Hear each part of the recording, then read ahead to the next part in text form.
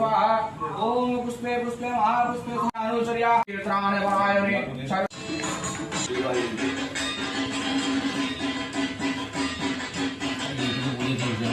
हमारी बोलो ना क्या मतलब घूरी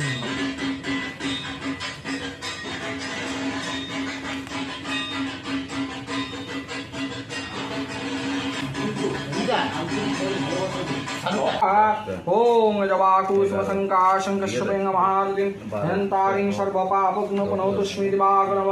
ओम शरणागतिनार्थपरित्राणपरायणे सर्वशक्तिहरे देवी नारायण नमस्ते ओम जयन्ती मंगला काली भद्रकाली कपालिनी दुर्गा शिव समधत्री स्वासाधार महास्तुते ओम विश्वकर्मणे नाद देवता पूजा पूर्व पूजा कर्मणे नत्किंचित मिष्टान्नाय नमः श्री विष्णुवाय नमः गां शादिवं जलवदावनं नमः विश्वकर्मणाय नमः ओम श्री विष्णु